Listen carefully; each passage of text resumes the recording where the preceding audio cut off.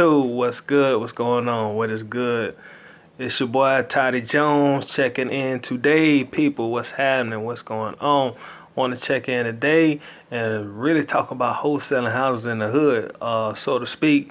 That's probably not going to be all I touch on, but I guess I need a subject, so we'll speak on that because the last deal I got was a deal in the hood. In fact, the last video I did, I was telling y'all how I didn't do my due diligence in catching those overdue garbage fees on that property. So if you happen to see that video, I'm sure you remember what I was talking about. And if you didn't see that video, if you go back and watch it, it's one of my more recent videos. This story will make a whole lot more sense to you. But I'm happy to say that I was able to close on that property.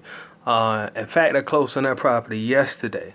So that property had the overdue garbage fees at about $1,800. I was able to close on it. And it was a house that was in the hood. And it was in terrible condition, y'all. Just like I said on the last property. I mean, it was an absolute horrible condition. Probably hadn't been lived in about 10 years, and it had been vandalized. And when I say vandalized, I mean vandalized. I wish I was real good with YouTube. I would actually show y'all the pictures of the house that I got saved on my phone, but I don't know how to do that.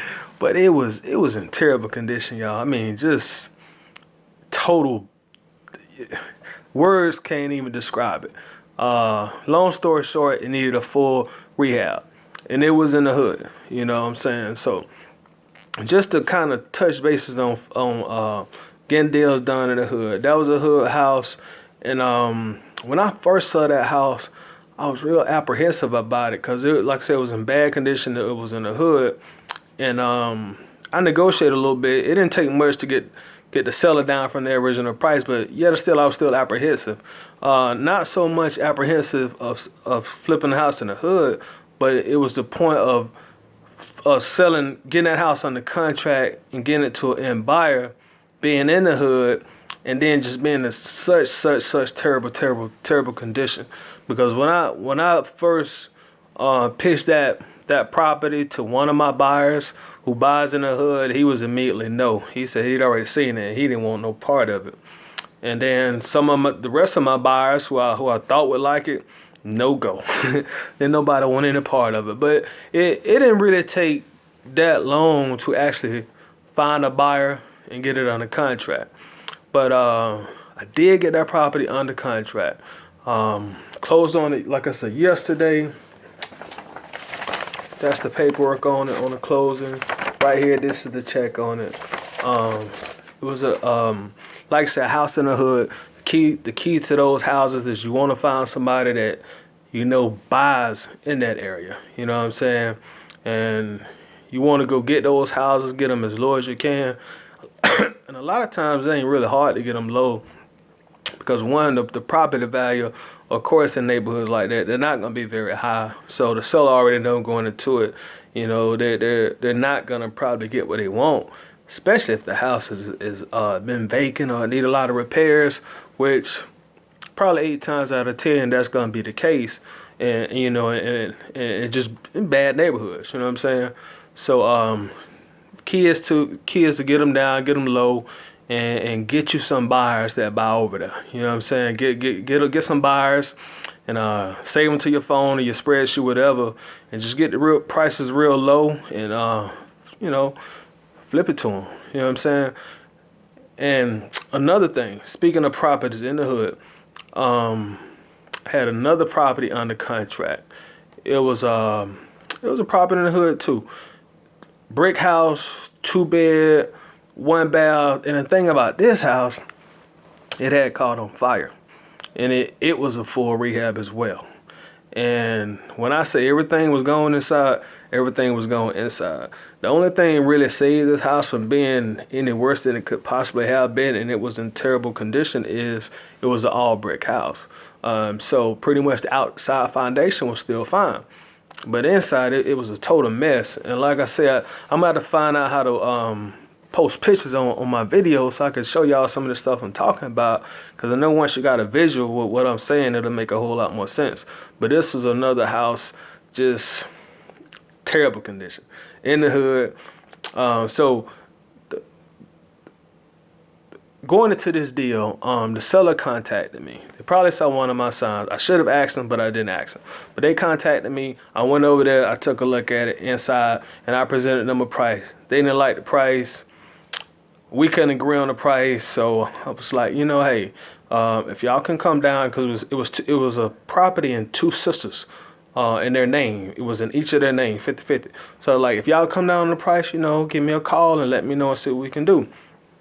So maybe about 2-3 weeks passed, and I sent her a text, and I was like, y'all still got the house? She's like, yeah, we still got it available. And I said, actually, can you come down a little bit on the price? And she's like, nah, we kind of set what we want to sell it at, and we want to try to see if we can sell it what we want to sell it for. So I was like, okay, well, cool. So maybe 2 weeks later, she sent me a text. She was like, look, this isn't verbatim, but she was pretty much saying, if you still want that price at the first price that you offered it to us, you can have it. So like, all right, cool. So went ahead and I put it on the contract. And this is what my strategy was, because being honest with y'all, I really wasn't sure that I could sell this house. So, but I had offered a price so low, and they finally took it. I said, well, you know what? If I can't wholesale this house because of this fire damage, I just keep it. I hold on to it because it was dirt low. You know what I'm saying? It went but $750. So I said, saying to myself, if I can't wholesale it, I just hold on to it. It's burning in the inside, so ain't like I got to worry about anybody going in and vandalizing it. Ain't nothing else you can do to it. You know what I'm saying? It's nothing but charcoal in there, basically. So saying to myself, if I can't find a buyer, I just hold on to it. See what happens. You know what I'm saying? So lo and behold, I get, and to my surprise, honestly, y'all, I got a lot of good feedback on this house. You know what I'm saying? People were actually, they would hit my phone up on it. So I got a buyer. He went and looked at it. The buyer called. He called me like 2 days ago. He went and looked at it yesterday, and he called me. He was like, yeah, man, I want it. And I told him, like, you pay this amount for earnest money deposit, and I'll take it off the market. And I was ready to go over there because he was at the property. I was like, if you just stay right there, I'll come over there right now. We can sign this purchase agreement. He was like, well, let's do it tomorrow because, I don't have any money or anything with me right now. I like, well, maybe he's just blowing me off. But he called me back. He was like, hey, Toddy, you ready to meet up? I got the deposit. Let's go ahead and get this paperwork signed, and, that way I can go ahead and get the house. So went and met him at Home Depot maybe like 2 hours ago, and we signed the paperwork, the buyer paperwork. So we signed that, and that house, got off that one just that fast. And this is deposit, $500 for the earnest money. So this is what I got today, non-refundable earnest money, y'all. Non-refundable. And like I say, I was cool with just keeping the house. If I can wholesale, I'll hold on to it. Eventually I could run across me a crew and see what it take to get it rehab. So I had some plans for it. I just hold on to it. You know what I'm saying? But find a buyer on it, man, and we'll probably close on this house hopefully sometime next week or within the next 2 weeks. And that's another house in the hood. You know what I'm saying? So pretty much, y'all, you familiar with your city and your market, them houses in the hood, go ahead and get them on the contract. Go ahead and put your bandit signs out there and, marketing those markets, marketing those areas, because there going to be buyers out there.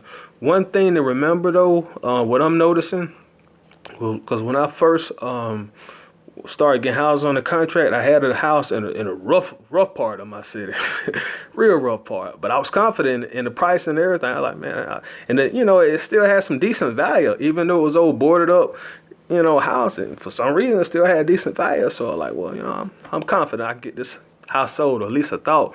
But the thing about it, it was in the hood, bad neighborhood. But every house on the street, other than like one, nobody was there. They were either boarded up, they were condemned, and we talking probably about maybe 10 to 12 houses on this one particular street on both sides, and you only got one house where you got water and electricity. So even to an investor who loves the hood, they didn't want that property because there was nothing there. There was nobody there, nobody on that street. So I learned that lesson. Like, hey, if I'm gonna do business in these type of areas, I gotta at least make sure that there's some environment around the property that I want to get under contract. At least, I'm not saying every house has to be occupied, but at the same time, chances are if every house is vacant or boarded up or a house is almost knocked down, you're gonna have a harder time flipping it to an end buyer. But the going back to the house I got today, there was a lot of people living in the neighborhood, so that was very attractive to the buyer, because he felt like, well, the only thing I got to do, go ahead and do the repairs and I can rent it out. So keep that in mind too, while you're in the neighborhoods, just make sure there's some environment around as much as you can. You know what I'm saying? The more environment, the more people living around, the better chances you have also. So keep that in mind, but you can definitely get out there and flip some houses in the hood. Definitely can be done. Definitely can be done. Especially if you operating out of a city that you done grew up in, you familiar with. Man, go ahead, and use that to your advantage. So go ahead and get to it, man. It can definitely be done. If you need me, I'm here. Coaching, mentoring. Text me 478-420-0577.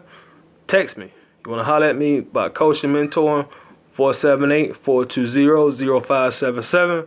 A lot of y'all done been with me from my very first video and that sweater when I got my first deal, so y'all know I'm not no super guru or nothing like that. But I can show you I can show you how to get some deals done. So, holler at me, if you feel like you need some help or some guidance or some motivation. Sometimes some of us just need some motivation, sometimes some of us just need somebody to light that fire in our ass. So if you feel like that's you, holler at me, give me a call. Y'all know how we do. We'll chop it up in the comments. Should close on this deal, like I said, in the next 2 weeks. For some reason, if I don't close on the deal, I will be upset, but I'll come back and I'll tell you why I don't close on it if I don't close it. Knock on wood, but I don't foresee any problems with it. I'm going to holler at y'all. Y'all be good. Peace out.